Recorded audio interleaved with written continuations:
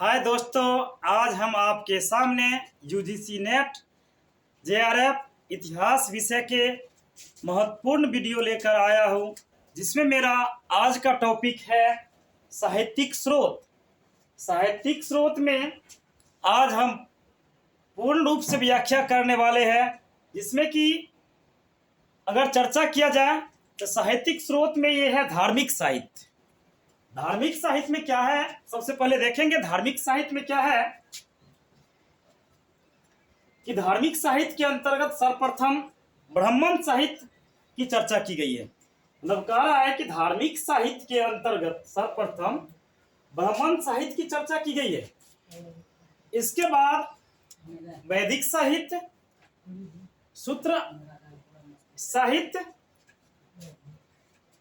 स्मृति साहित्य, साहित्य पुराण, साहित्य और महाकाव्य को लिया जा सकता है। मतलब ये कह रहा है कि धार्मिक साहित्य के अंतर्गत अगर देखा जाए सर्वप्रथम ब्राह्मण साहित्य को लिया गया। इसके अंतर्गत क्या सब आया है कि वैदिक साहित्य है, सूत्र साहित्य है, स्मृति साहित्य है, साहित्य पुराण है, साहित्य और महाकाव्य को लिया जा गया है। फिर इसके बाद है वैदिक साहित्य। वैदिक साहित्य में वेदों में सबसे प्राचीन वेद ऋग्वेद है। वैदिक साहित्य में अगर चर्चा किया जाए, वेदों में सबसे प्राचीन वेद अगर पूछे ऋग्वेद है,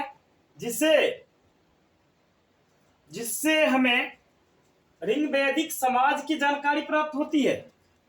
मतलब कह रहा है कि वैदिक साहित्य में सबसे प्राचीन वेद ऋग्वेद है, जिससे हमें ऋग्वैदिक समाज की जानकारी प्राप्त होती है। और दूसरी ओर चर्चा किया जाए तो ये सामवेद है, यजुर्वेद है और अथर्ववेद से उत्तर वैदिक समाज की जानकारी मिलती है। मतलब कह रहा है कि वैदिक साहित्य में वैसे वेद की संख्या 4 है: ऋग्वेद, सामवेद, यजुर्वेद, अथर्ववेद। इसमें से सबसे प्राचीन वेद है ऋग्वेद, और ऋग्वेद में ऋग्वैदिक समाज की जानकारी को बताया गया है। और दूसरा बात जो बचा सामवेद, यजुर्वेद, अथर्ववेद, इससे उत्तर वैदिक समाज की जानकारी प्राप्त होती है। अब बच गया मेरे सामने में सूत्र साहित्य। ये सूत्र साहित्य क्या है कि वैदिक साहित्य के बाद, मतलब वैदिक साहित्य के बाद अगर देखा जाए सूत्र साहित्य का काल आ गया। अब यहां कभी कभी क्वेश्चन ये भी पूछता है काल क्रम अनुसार सजाइए, तो वैदिक साहित्य के बाद याद रखना है सूत्र साहित्य का काल आ गया।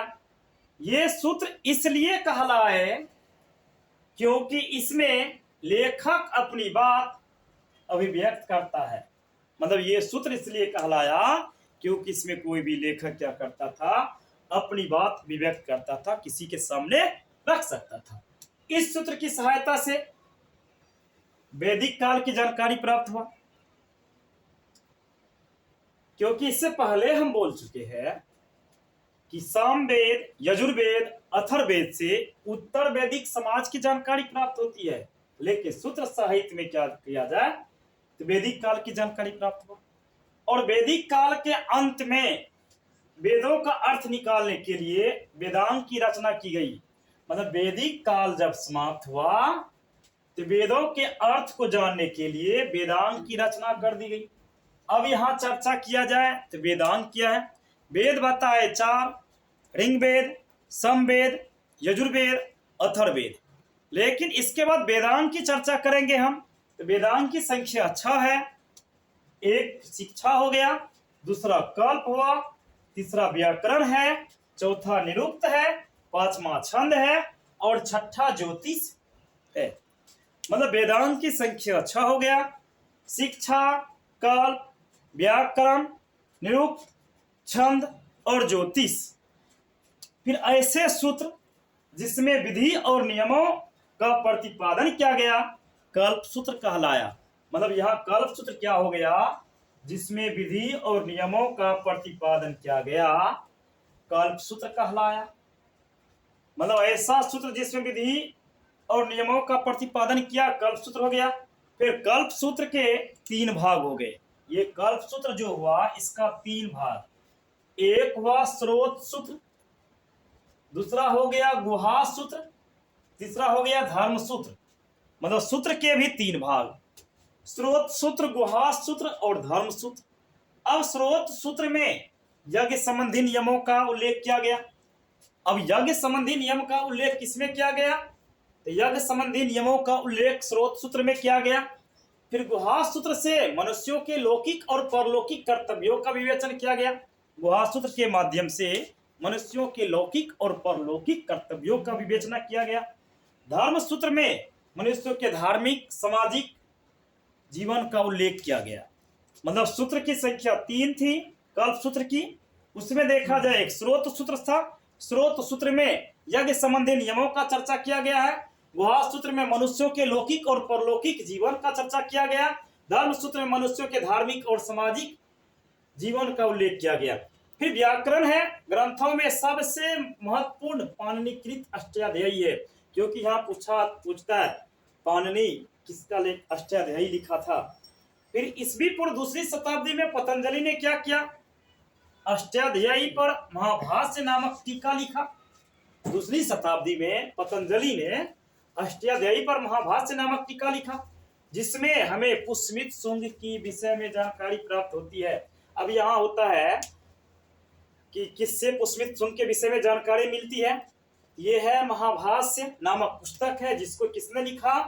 अष्टाध्यायी ने, पतंजलि में। फिर जो कि पुष्मित शुंग की जानकारी। अब चर्चा किया जाए, वेद हुआ, वेदांग हुआ, सूत्र हुआ। अब चलते हैं उपवेद में। उपवेद की संख्या भी 4 है। उपवेद 4 उपवेदों की रचना हुई है, जिसमें विभिन्न वेदों से संबंधित बताया गया। मतलब कह रहा है कि वेद से संबंधित 4 उपवेद की रचना की गई है। एक है आयुर्वेद।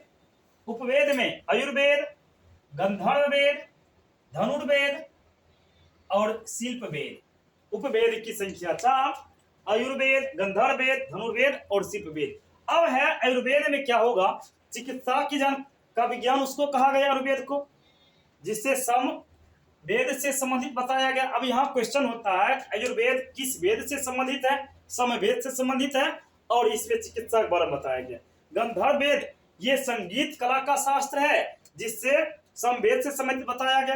मतलब गंधर्व वेद, आयुर्वेद दोनों अगर देखा जाए ये समवेद ही है, समवेद के अनुसार है। फिर धनुर्वेद है, यह युद्ध काल से संबंधित है। धनुर्वेद जो यजुर्वेद से संबंधित है। धनुर्वेद युद्ध काल से संबंधित है, जो कि यजुर्वेद से संबंधित है। और शिल्प वेद हो गया, यह शिल्प कला का शास्त्र है, जो अथर्ववेद से संबंधित है। इस तरह से आज हम साहित्यिक स्रोत के बारे में बताएं, लेकिन साहित्यिक स्रोत में कुछ और है जो कि अगले वीडियो में हम करेंगे। आप स्क्रीनशॉट भी ले सकते हैं।